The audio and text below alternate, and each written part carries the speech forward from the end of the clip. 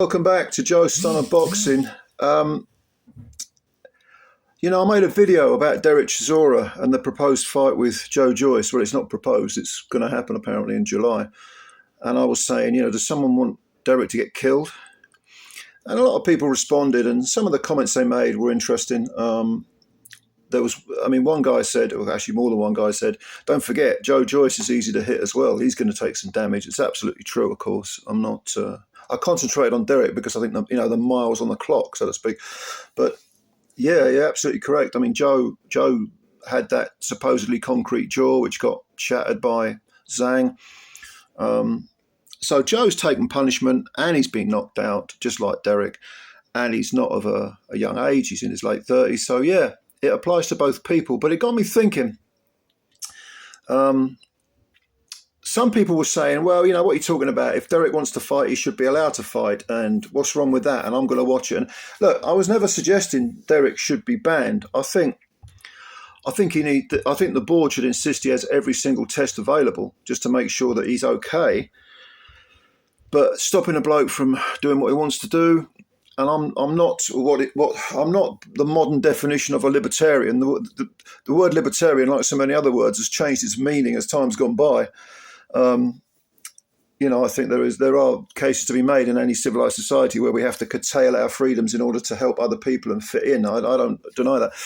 But when it comes to Derek in the ring, yeah, if he wants to fight, I think he should be allowed to fight. But that's not to say I don't worry about him. Now, this got me thinking about people's attitudes towards the safety of fighters, because some people are saying Derek shouldn't be anywhere near the ring. Other people are saying he should be allowed to fight. But then if you look at a fight, during a grueling fight, and the Santillan fight against the American kid whose name escapes me momentarily, that was a recent fight where Santillan was knocked out, and it was a very bad knockout. He was beaten up. He had cuts over both eyes. His nose was busted. His jaw was probably busted, and he got knocked flat by an American lad, a young lad. I wish I could remember his name. I can't. This happens when you get older, you see.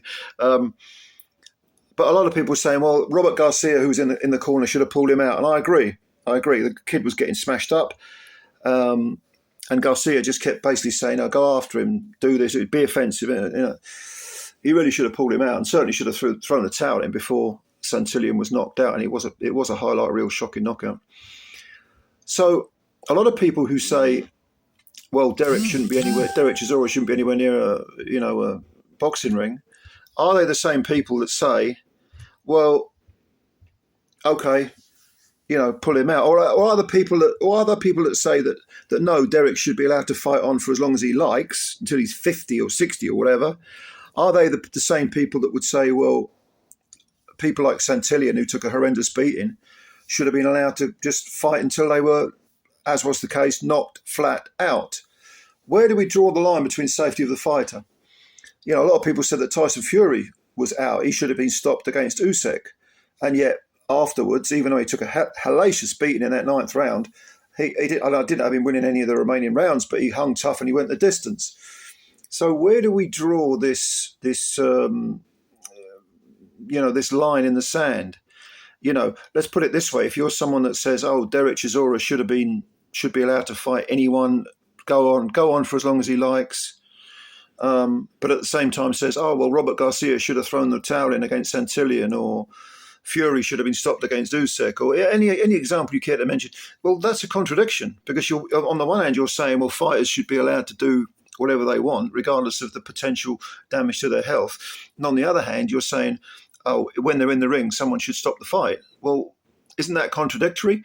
I mean, if you really care about the fighter, shouldn't you be saying, well, you've taken too much damage in the past, you shouldn't be allowed anywhere near a ring? And if so, if you're someone who says, no, they should be allowed in the ring, well, why aren't you saying, well, they should go on until they're knocked flat? Where do we draw that line between allowing someone to do what they love doing, that they want to do, that they might need to do, maybe for money, and saying, okay, we're going to save you from yourself? Surely if you care about a fighter who is potentially vulnerable, you should be saying, don't let them fight, withdraw their license. If you do think they should be allowed in the ring, surely to be consistent, you should be saying, well, let it carry on. Let them go out on their shield. we have that romanticized version of fighters taking a beating, you know. Just a few thoughts really about the subject of safety of fighters.